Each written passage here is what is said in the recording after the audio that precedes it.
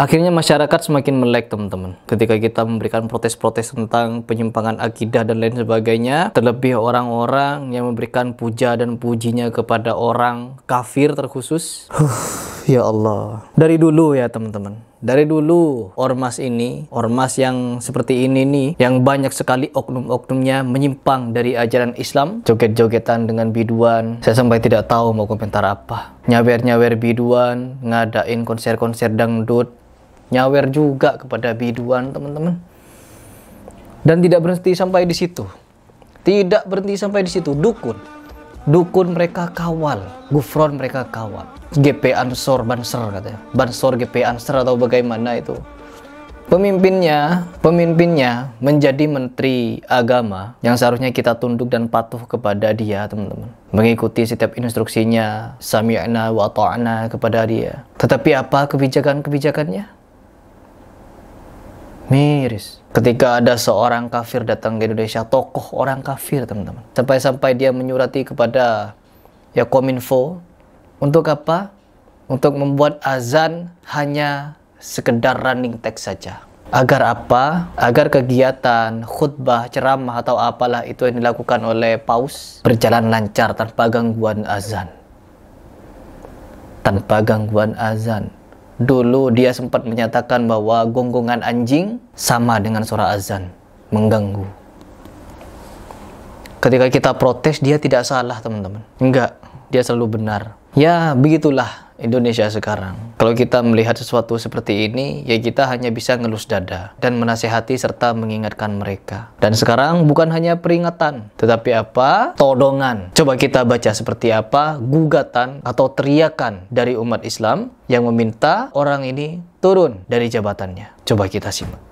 Ya, kita baca ini dari Kerajaan Taliwang Kesultanan Samawa Sumbawa, Daulah Bani Abbasiyah. Kita baca, teman-teman, apa yang dia keluhkan dengan fenomena ini. Yang pertama, kepada yang terhormat Imam Besar Masjid Istiqlal Jakarta di tempat. Seruan terbuka dan pernyataan sikap Kerajaan Taliwang Kesultanan Sumawa Sumbawa. Menyikapi adanya video yang beredar terkait kegiatan nyanyi di tempat utama sholat Masjid Istiqlal, maka kami zuriat Kerajaan Taliwang Kesultanan Sumawa Sumbawa menyatakan sikap sebagai berikut. Yang pertama, menyesalkan sikap pengurus Masjid Istiqlal atas langkah yang memberi ruang tempat utama sholat Masjid Istiqlal untuk proses nyanyian. Ini adalah pelecehan kepada dinul Islam dan jelas haram. Terus yang kedua, mendesak pengurus Masjid Istiqlal untuk memberikan klarifikasi dan meminta maaf secara terbuka kepada seluruh umat Islam Indonesia dan dunia atas hal tersebut di atas. Terus yang berikutnya, mendesak kepada Majelis Ulama Indonesia untuk mengganti semua pihak yang bertanggung jawab atas kondisi ini dan sekaligus minta mereka taubat nasuha. Demikian secara terbuka dan pernyataan sikap ini kami sampaikan, dan atas langkah cepat dari pihak memberikan klarifikasi pertanggungjawaban atas ini, ya, akan memberi hal baik bagi informasi kekinian dan kebaikan bagi umat Islam di Indonesia.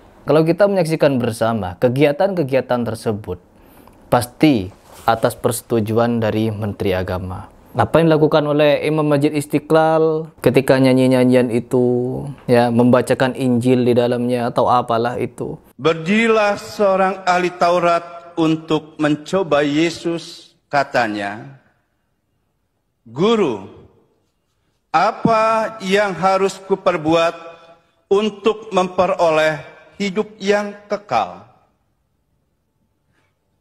Jawab Yesus kepadanya, "Apa yang tertulis dalam hukum Taurat?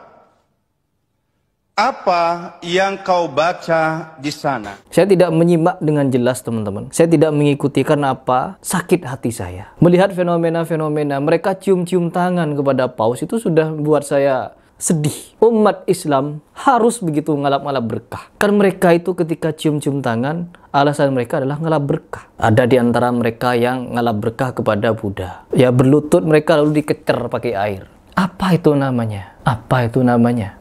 Ada tokoh Kristen datang, mereka nyanyi bareng-bareng dalam gereja, teman-teman, bawa tumpeng. Ya Allah, sekarang ada tokoh Katolik datang ke Indonesia. Mereka ngapain? Sesenggukan, nangis-nangis. Kali pertama dalam hidup saya mengunjungi masuk dan menjadi bagian dalam katedral. Oggi ho sperimentato una cosa, non è semplicemente un'esperienza, ma è un'esperienza che mi trasforma, essere parte nella cattedrale.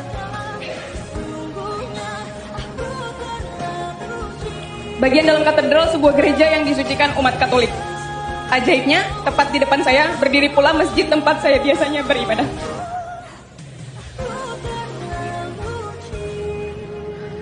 Ini merupakan simbol toleransi, di mana perbedaan seharusnya kita hadapi dan kita jembatani.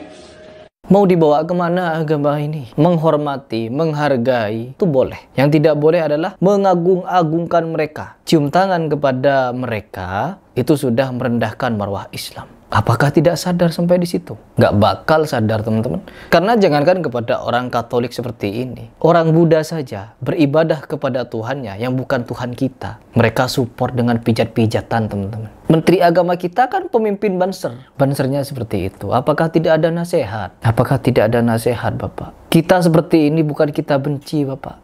Tapi kita sayang. Kita ingin akidah kita itu kuat, lurus. Kita mau tauhid kita tegak. Kalau seperti ini bagaimana ceritanya akidah kita bisa tegak? Orang di luar Islam saja, mereka menyembah Tuhan yang bukan Allah. Kalian support sedemikian rupa. Bukan cuma orang Buddha. Orang Kristen pun kalian bantu gotong-gotong patungnya. Mau kemana? Dukun kalian jaga. Mau kemana? Krisis. Indonesia ini krisis dengan tauhid. Maka sangat wajar ada permintaan seperti ini, ya, ada permintaan pencopotan jabatan. Karena apa? Ya tindakannya seperti itu. Bukan memuliakan itu namanya, tapi mengagungkan. Memuliakan artinya apa? Mempersilahkan. Jangan dihalangi dia beribadah. Berikan makanan apabila mereka lapar. Tetapi saya yakin mereka tidak kelaparan. Karena jemaahnya tidak sedikit di Indonesia. Tapi tidak. Sungkem-sungkem, teman-teman. Ya Allah. Menteri agama juga ikut-ikutan. Imam masjidnya juga begitu. Gak tahu sudah saya mau komentar apa. Semoga Allah tetap memberikan kita petunjuk ya teman-teman. Memberikan kita pegangan tauhid yang kuat agar tidak mudah goyah. Apalagi kan kita ketahui sendiri ketika MUI kemarin memberikan fatwa tentang haram mengucapkan salam 6 agama. Kebesokan harinya Menteri agama kita mengucapkan hal itu. Tidak tahu saya mau komentar apa. Silahkan kalian berpikir dan berikan komentar terbaik kalian. Dan jangan lupa, doakan. Informasi dari panitia bahwa mereka, kita ingin juga kedatangan ini sebuah yang baik. Mereka ada misa dan lain-lain. Tetapi luar biasa, mereka tidak mau mengganggu jalannya sepak bola Indonesia. Itu kaum muslimin, ya. Pihak dari Paus Fransiskus, panitia penyelenggara acara misa tersebut, ya. Acara bola yang ada di Indonesia saja mereka nggak mau ganggu. Apalagi mengganggu azan. Itu kan hal yang mustahil. Tapi kok tiba-tiba orang yang ngaku Islam, apalagi menteri agama, kok bisa-bisanya menghinakan diri, menghinakan syariat Islam dengan meniadakan azan maghrib. Hoax.